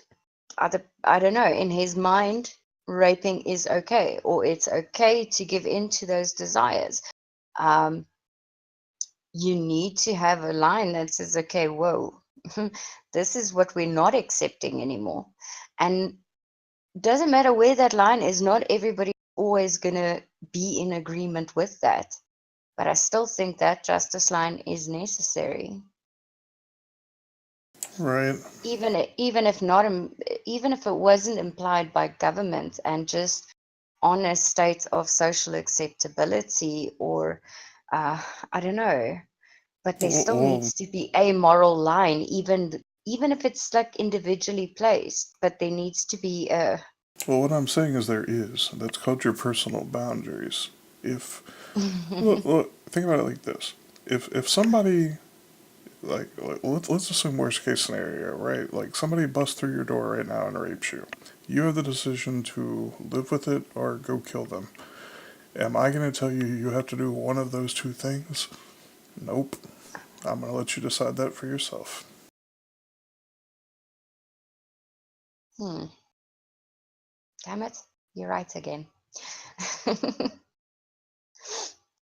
I'm saying pull the straw mans out of the equation. We're not talking hypotheticals. Somebody comes through your house, does this to you, leaves you on the floor to figure out how the fuck do I respond now. Your options are grab a gun and go after them. Your options are lay on the floor, feel sorry for yourself. Your options are get up, deal with it, and move on.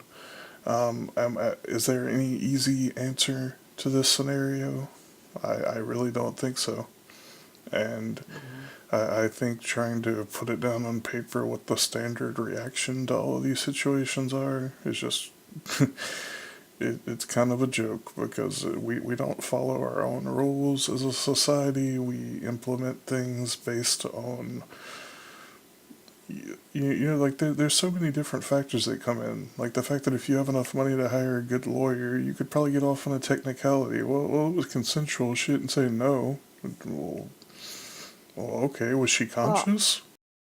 I mean, like like this is yeah. this is the absurd bullshit that I'm telling you happens in the legal system, and this is why I think it's completely bullshit and irrelevant. If you have enough money, you can essentially get off with committing any kind of crime you want, and then it's legal.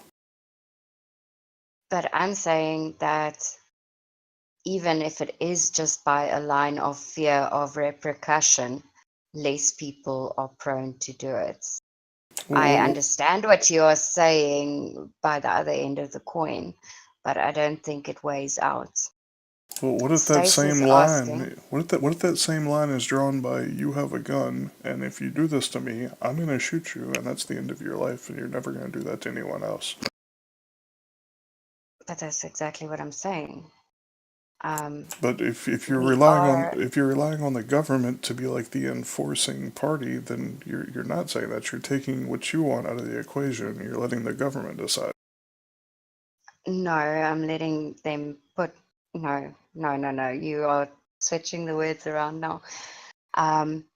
You said earlier that laws, if there were no laws in place, that everything would stay exactly as it is now, basically. I think give or And take. I don't think that's true. I I think think there I think there that would be some wiggle room. I think there would be some adjustment, but I think we would ultimately end up with pretty much the same situation that we have. maybe, I think a lot more people would actually just go vigilante. Space Stace is also saying, yeah, who says we're in control of our response? There is justice and then there's justice. Compassion can be justice.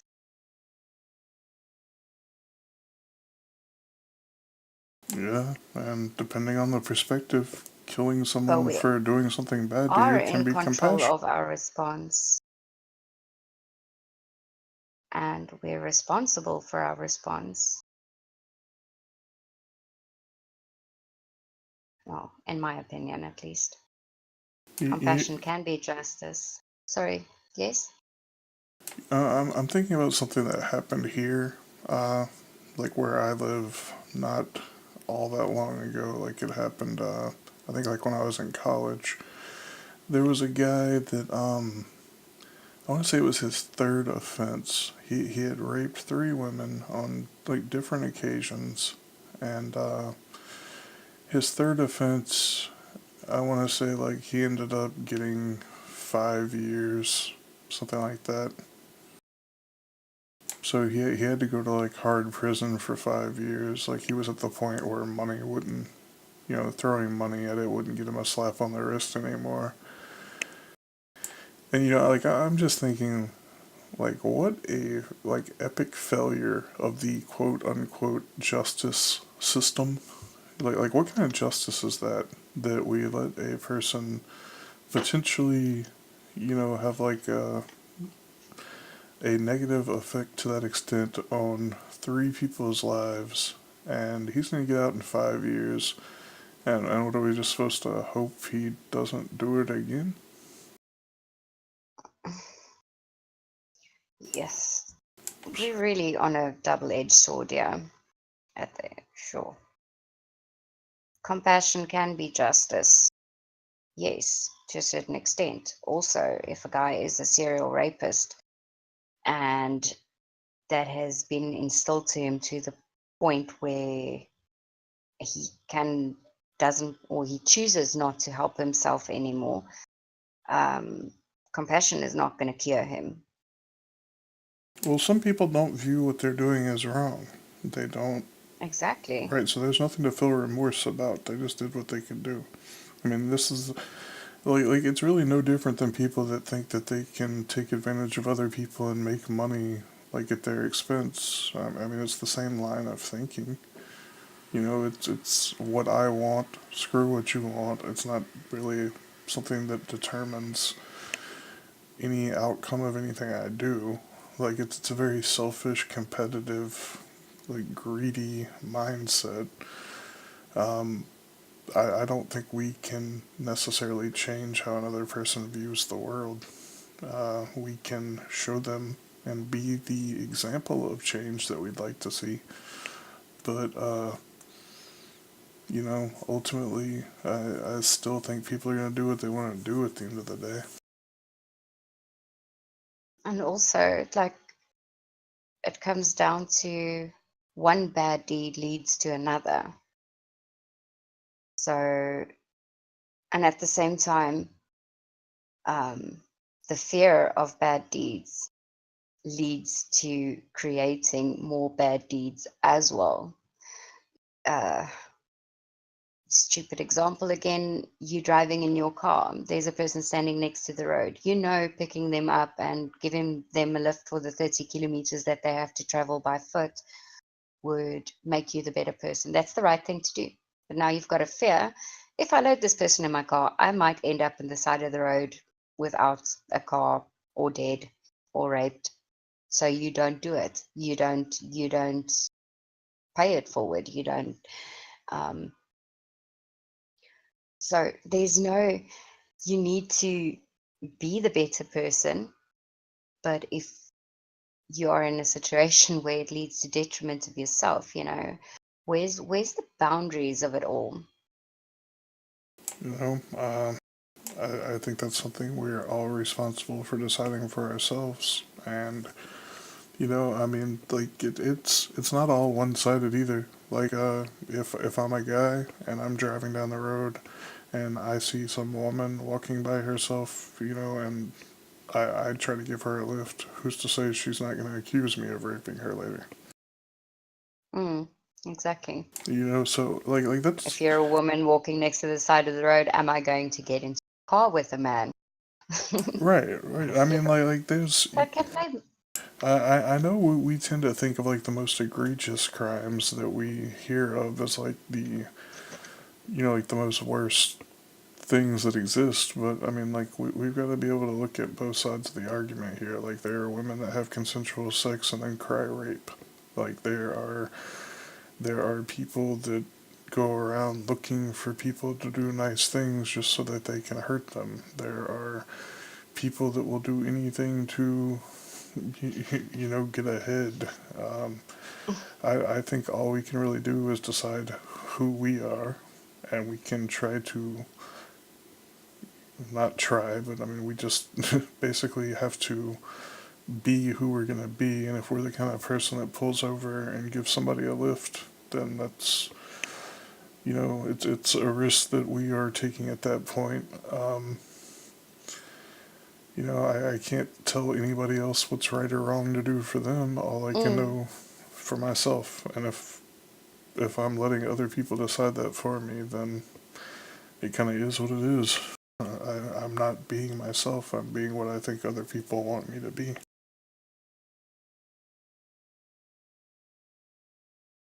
Yeah, no, I understand, and I agree with that completely. And I think what everything comes down to that we've discussed so far is your life, your decisions, your thought patterns, and taking responsibility for it at the end of the day. I'm just saying that there's always a thing between the heart and the head. What the heart wants to do and what the head wants to do. I want to live in a perfect society where it's not necessary to worry what the justice should be on rapists, because I know if I live in my own truth and follow my heart and my head, that I'm not going to rape somebody even if I was capable of it. Expecting the next person to do that, that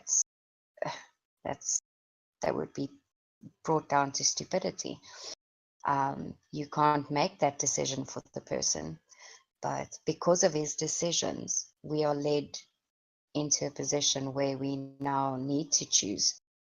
So the one leads into the other. And yeah, it's not an easy topic that we're on in general. My heart says, you know what, that poor person is walking to work 30 kilometers and then does a 12-hour shift. You know, my heart says, pick him up, take him to work. My head says, well, we live in such a screwed up society. Probably the chances are of you getting raped, murdered, hijacked, whatever, the bad is outweighing the good, which makes it even more important to spread a little bit more goodness into the world. But you can't always do that, even if you want to. Very true. You know, I think we just we make our decisions in the moment, and you know, is it really worth dwelling on what we decided to do? Um, I mean, I guess if we feel some kind of way about it and we need to work through that, then that's really the only time it should require thought. But you know, who's to say what's right or wrong? We all have to that and see, it works both ways. It's just we always have to determine right and wrong for ourselves at the end of the day. Yeah, Obviously, the person that's raping someone else is doing that, but also, you know, the person that's deciding whether or not that they're going to justify killing another person to, you know, because of what that person did is also in the same situation, even if it may not seem like it, or it may seem that one is more justified than the other. I mean, what it's all about is imposing your will on someone else. And uh, like I said, I can't call right or wrong in that situation. I don't think anyone else can. And I just think like laws are kind of an illusion that we have some kind of control over the scenario. I see it as I agree actually with you completely. But I also think for the state that we have allowed humanity to drift in, it's a necessary guideline, if you can put it that way. Because I think a lot more people would just, you know, overstep boundaries if they were not in place. You know, Everybody loves your voice. I can't disagree with you either, right? Like, I can't say if the laws didn't exist that things wouldn't be worse. I mean, I can tell you, I think ultimately who a person is and how they decide to interact with the world is less defined by what any piece of paper says than anything else. But, you know, that's just my opinion and my perspective on things because of how I choose to live my life. It doesn't mean that it's necessarily right. And yeah, you know, like I used to like avoid these topics because like I know it gets to that area where a lot of people get offended and start feeling the need to prove that they're right or wrong. And you know, ultimately, my whole point is we all have to decide that for ourselves. And if you feel that going to kill somebody for something that they did is ultimately justified, I'm not here to tell you that you're wrong. I'm just here to tell you that from my perspective, it puts you on the same footing. You know, justice is about creating equality, right? Do you really want to be equal to the person that goes around raping someone? No, that's very true. Okay, Very, very true. we have about 1 minute left on the dot, so I just want to thank everybody for coming out tonight. This has been the official 8th episode of Coffee and Philosophy. Hopefully, I didn't upset too many people with. I mean, it just kind of is what it is. Like, I don't really sugarcoat how I feel about these things, and I feel like to do so would be disrespectful to not only myself but also to you as the person listening. If you don't like what I have to say on these topics, I understand. I don't always like it, but it's the only truth I know. You want to tell everybody bye, Breeze? You know what? I don't think how many people you offended. You could have offended them, but you soothed them with your brilliant voice. I'm just Yeah, thank you for having me on. Definitely. I'm sure you'll probably be on again in the future. And even if me and Breeze got a little heated tonight in our debate, trust that we are both, we're friends. I've known Breeze for a while, and we don't always have to see eye to eye on everything. But it is what it is. And talking about these things are how we raise awareness. So good night, everybody. Thanks for listening. Good night.